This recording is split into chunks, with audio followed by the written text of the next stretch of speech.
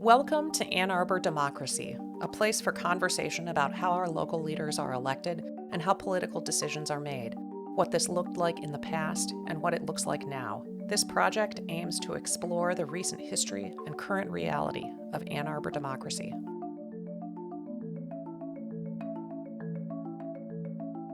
This is part 2 of a conversation with Phil Carroll, who was active in the Human Rights Party, or HRP, in the 1970s. Phil ran as an HRP candidate for both Ann Arbor City Council and U.S. Congress. In part 1, we talked about the origins of the HRP and Phil's campaigns for City Council and Congress. In part 2, we talk more about the work of activism through a third party, how a local radio station treated his campaign for Congress, and relationships with another local activist group, the Rainbow People's Party. When you look back on that period of time, what issues still feel relevant now? I mean, that you believe people should be actively working on in the same way that you and other activists were actively working on them 50 years ago. Well, rent control is the one that I feel is important, not only in Ann Arbor, but throughout the world. It's a big factor in keeping the lower classes down.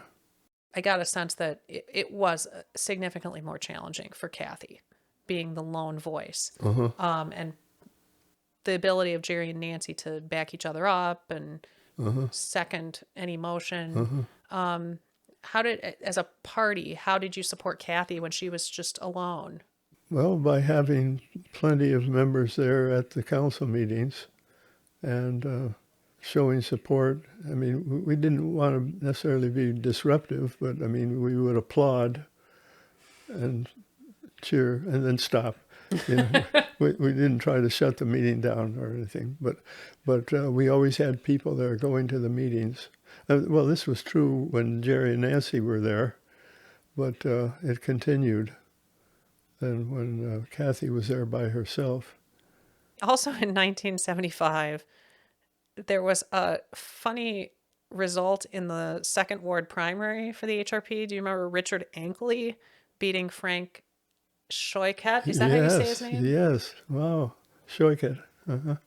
Frank Schoiket was one of our really strong activist members for several years.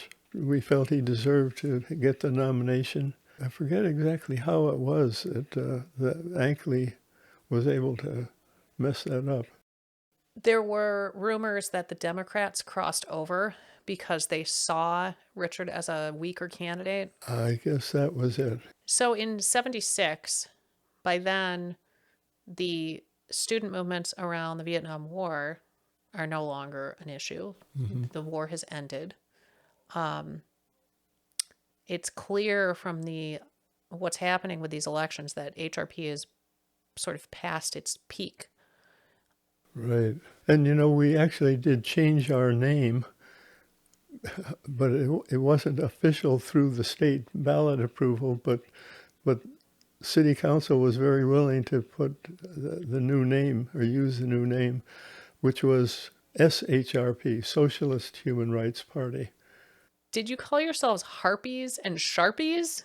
Did you ever hear that term? We did not call ourselves that, no. Oh, others called you that. Yes. Oh, okay. That makes more sense. Yeah, I remember those. Yeah. I assume it was a disparaging term.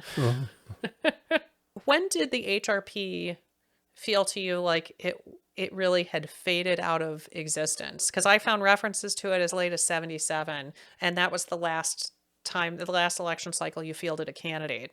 In 77 in, Right. I can't remember Ward 1 or 2, Diana Slaughter. I think during that whole year between 76 and 77, we were realizing that it wasn't going to work anymore, but decided to go ahead with that 77 candidacy. And it was in just that one ward. I mean, up to that point, we'd been trying to have candidates in every ward. After 73, you know, But in 77, we had just that one candidate. Are there any issues you think you made so much progress on in the 70s that it feels like an accomplishment? What's better than it was in the 70s? What issues have maybe been resolved? As a result of our presence then, I don't think we had a lasting effect. I don't think so. So we just have to keep fighting. Is that the lesson? Some people would take it as a lesson that we would give up, and as a matter of fact, we gave up temporarily, didn't we? Kinda, yeah. But I think most people who are active with us would feel that there's got to come a time in the future where others will start a movement and eventually we'll do away with the two-party system somehow. But I haven't seen the openings for that in years now. Have you previously? Were there moments in the last 50 years where you were hopeful and thought this is going to be the second round of what I was working on in the 70s? No, I can't recall a time when I was feeling that way after the 70s, since the 70s, no. So what motivated you in the 70s? I mean, what got you excited about participating in the HRP and pushing back on these two parties? Well, the radicalism that developed because of the opposition to the war in Vietnam. And some may say, well, we've got wars going on now, and is that sufficient? Well, I'm not blaming students or any other grouping for not wanting to expand their concerns about the war into other things, but it isn't happening. I'm not as close to the thinking of the younger generations as I was then, so I'm not really sure why it's not happening. What have you observed in terms of changes in the community? Well, I don't know why there isn't a movement going. There was always an overall movement that encompassed all of the issues that were important. I mean, the war was one of the biggest ones, but there were others. I don't know why there isn't one other than maybe the outcomes of some of the world's difficulties aren't seen as dangerous anymore to most of us. And I certainly don't know how to spark anything. I was just relying on the fact that we had a movement that had developed, and let's be part of it. Come on, people, there must be someone out there who's going to be doing this. Do you have any advice for that person? I'd have to think about that. No, sorry. It's a big question, right? I'm reading about this, and it almost reads like fiction. It feels so different than what's happening now. Uh-huh.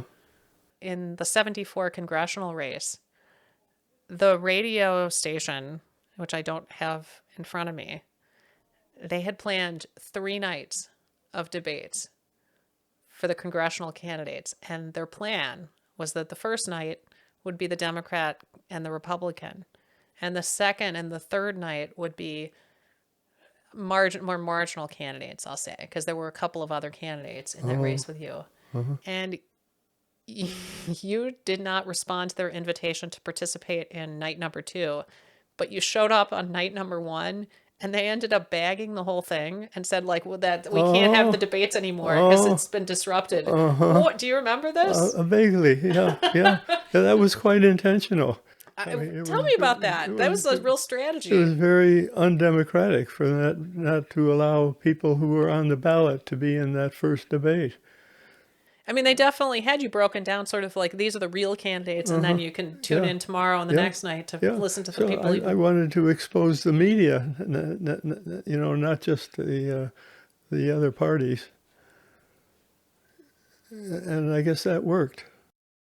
Well, it ended the debates, apparently.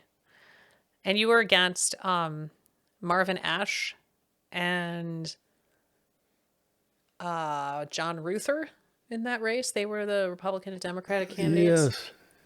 Yes, Ash was actually in Congress. He was the incumbent, the Okay, Republican was he? incumbent. Yeah, the incumbent. Did your campaign ever get referred to as an educational campaign? Yes.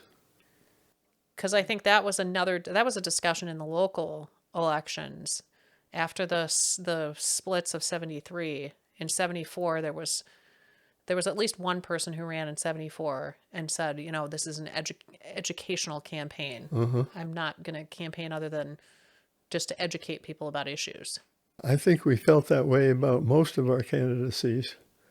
Of course, I mean, we did have those 2 times that we won for city council, but I think we felt that those campaigns were educational also. That was more the reason that we were doing it than it was to win, is to expose our ideas to the voting public. But there were other times when we knew absolutely there was no chance to win. And yeah, I mean, we would have admitted that it was mostly educational. You definitely raised issues that maybe wouldn't have been talked about otherwise. Like, I'm looking at articles and seeing that the activism of the RIP and the HRP suddenly forced conversations about rent control. I mean, do you think that HRP really was responsible for bringing that into the discussion among Oh, local politics, or was that it had been talked about before? I think we were responsible for bringing it in. Yes, definitely. I don't deny that it maybe had been mentioned before, but not with any serious idea, not with any proposed amendment. We wrote the amendment. Gosh, what did it get? 45%? I'll have to look it up. I don't actually have that in front of me. I think it was 45%. That's pretty good. Uh-huh. What are your favorite memories of that time period? Mostly my own participation in contact with residents with respect to petitions or candidacies. And I did door-to-door work in almost every campaign we had, aside from the ones where I was a candidate. I did it. To me, that was the most fulfilling, because it was possible to see the positive reaction from so many different people. And you could actually almost see a change of mind. I don't know whether I was a good presenter or not, but I had all the facts and practiced it enough so I was able to set out a pretty good line for people to listen to. And yeah, it was good. It was nice to see their reactions. Do you remember much about the intersection between the Human Rights Party and the Rainbow People's Party? Sure. Yeah, I do. Who were the big players in the Rainbow People's Party, and how did they interact with the leadership of the HRP? Well, Jeannie Plamondon was a candidate one time. I knew her. I knew John Sinclair. In fact, I lived near their house. I visited for some of when they hosted meetings for the general public sometimes on some of their issues.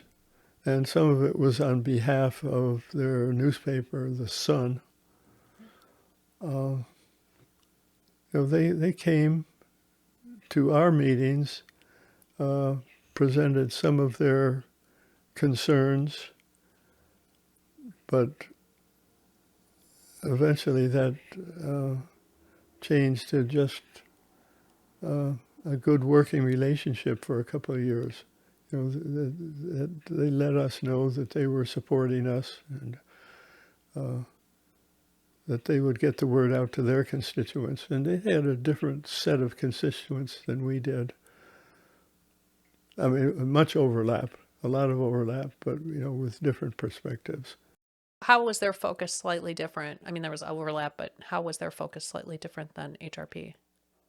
Well, in terms of issues, their advocacy for legalizing marijuana was a big difference. And we didn't disagree with that, but we weren't ready to let that be a major issue for us in our campaigns.